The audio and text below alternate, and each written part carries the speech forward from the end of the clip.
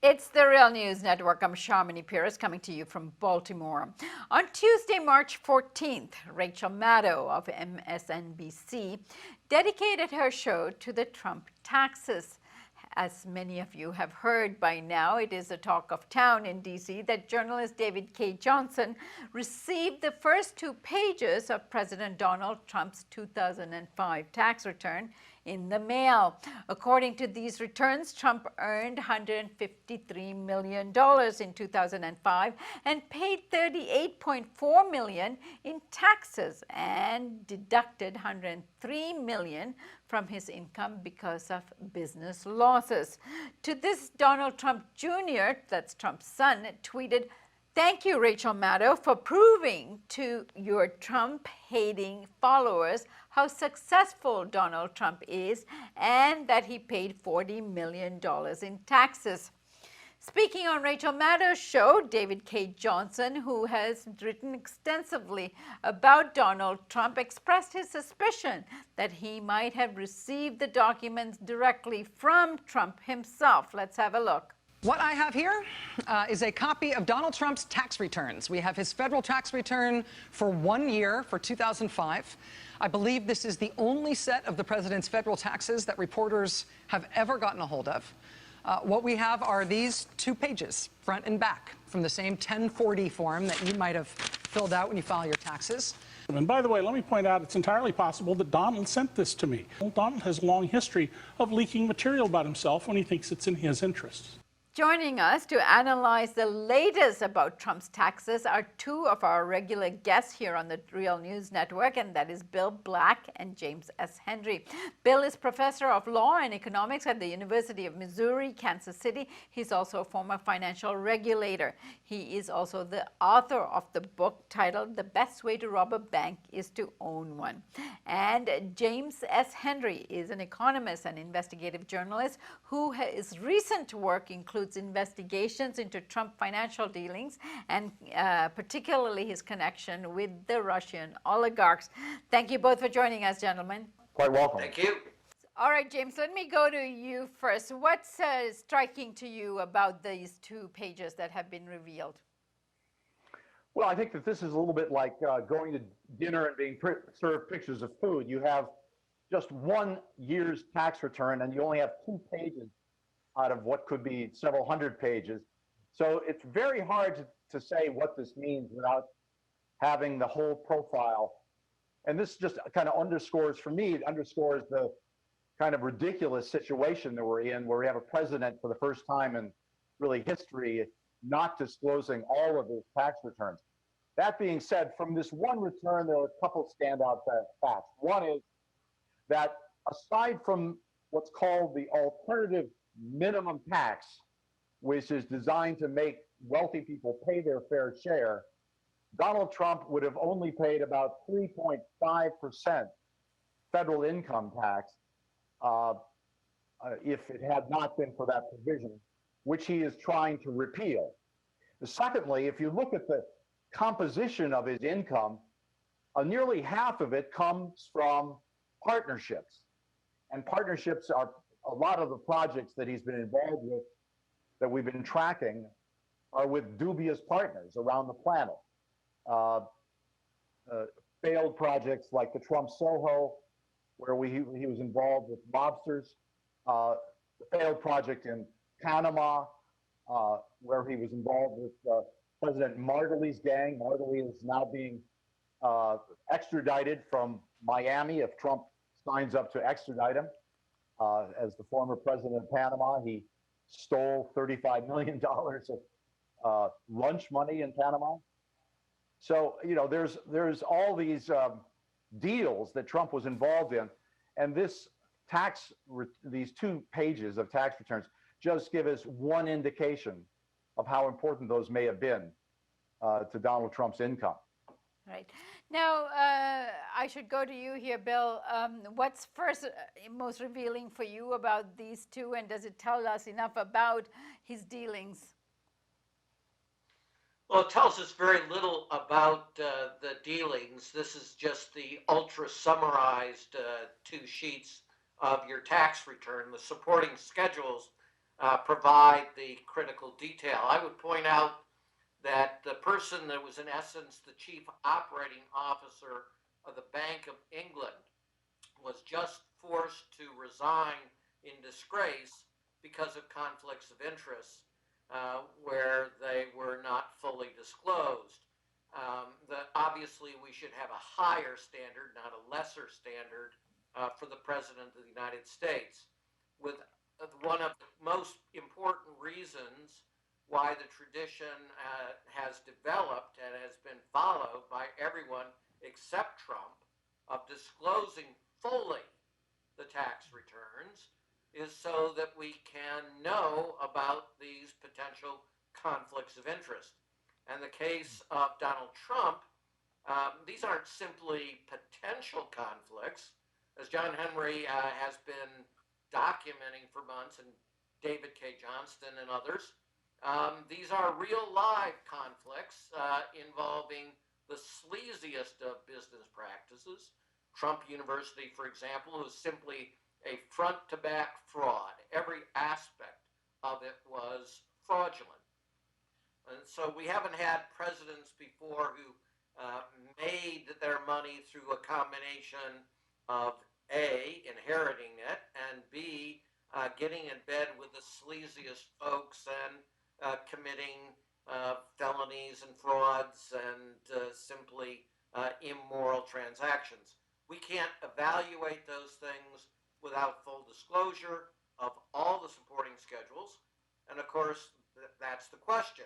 If it is Donald Trump who is actually leaking this stuff, probably will only get the first 2 pages.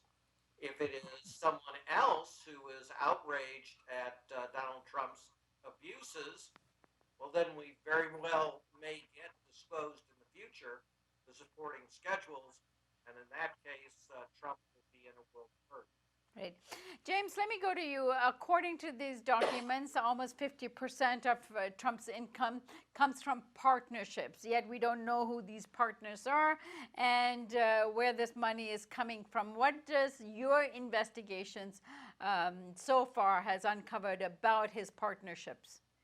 Well, he's done a lot of deals with very dodgy people in projects that ultimately, sometimes within a very short time of when they were conceived, went belly up.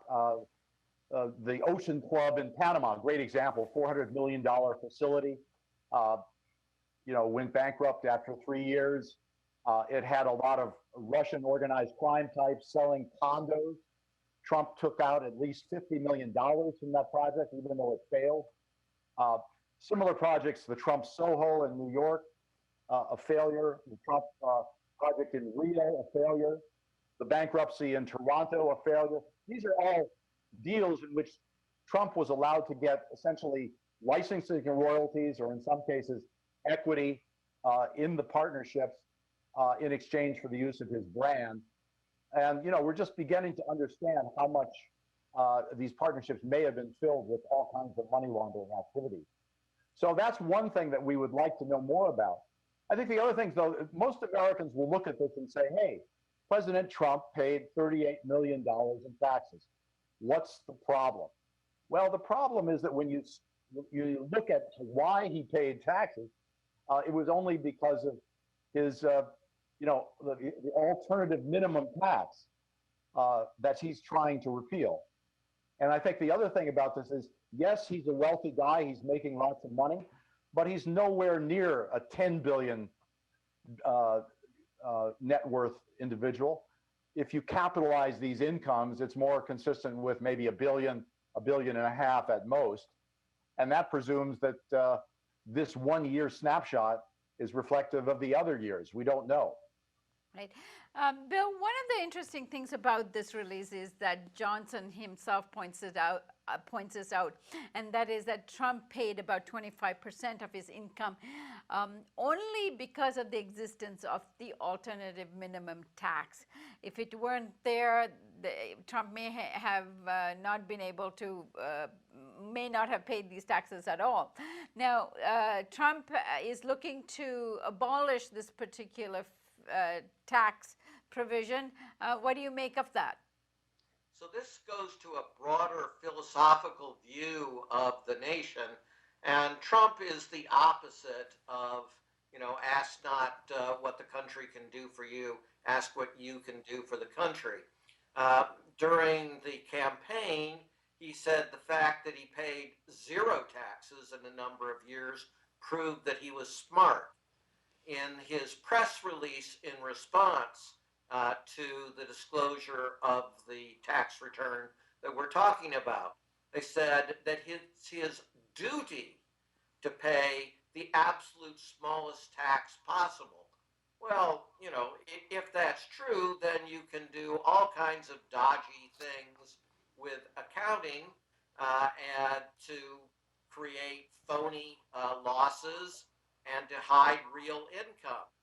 And if you think that that's your duty and that smart people cheat on their taxes and only dumb people, as in a famous phrase, only little people pay their taxes, the rich don't, well, then pretty quickly you end up in an Argentina or Italy or Greece situation where the wealthy pay virtually no taxes.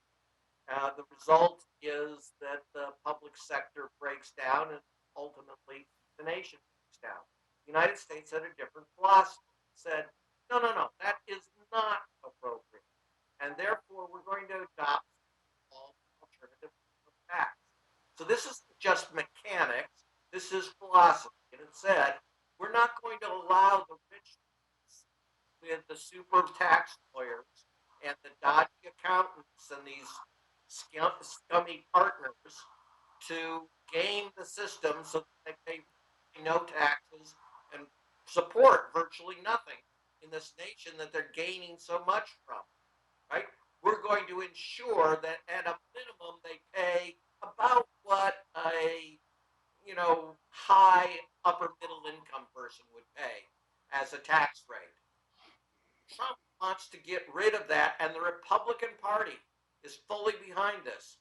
They want to get rid of the alternative. They don't want to reduce it. They want to eliminate the alternative tax. And as John Henry just explained, that would have reduced Trump's taxes to under 3%. So I don't know what that would be normally, but perhaps someone making $25,000 a year. James, you have something to say about this as well. If you have the rich able to use all of these mechanisms to get in this particular return, Trump was able to deduct $103 million of accelerated depreciation losses against his $150 million income, virtually wiping out a lot of his tax liability, plus $17 million of itemized deductions for things that we don't know what they were. And if you proceed down this path, we're going to end up with a system like they have in Brazil, where the top 10% of the population pays a lower share of the cost of government than the bottom half of the population. And you shift to sales taxes and excise taxes and payroll taxes, which are really regressive. And that's not the kind of society that we want to have. That's an oligocracy. Right. And Bill, let me point the last question to you. The White House released a statement on Tuesday in which, in effect, it confirmed the authenticity of the tax forms, and it also said that publishing them is illegal. Maddow and Johnson both denied such accusations of illegality of it all. What are your thoughts?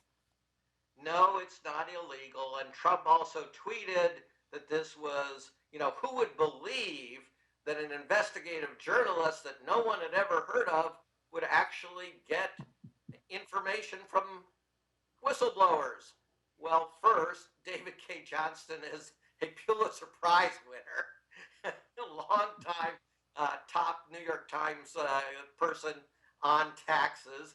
And second, hey, whistleblowers do exist in America, and one of the reasons America hasn't gone the route of Brazil and other very, very corrupt places is whistleblowers and independent journalism. So you can bet Donald Trump, A, wants to get rid of the alternative minimum tax so he can get away with everything, and B, he would love to criminalize anybody blowing the whistle on his abuses and even his outright frauds. James, do you have something to add to that? I think the question has to be put back in Trump's face, which is, what are you hiding? Why can't you share your tax information with the American people like every other president has done? All right. With that, we'll look forward to the revelation of the budget coming up. And I thank you both for joining us today. You're quite welcome. Thank you.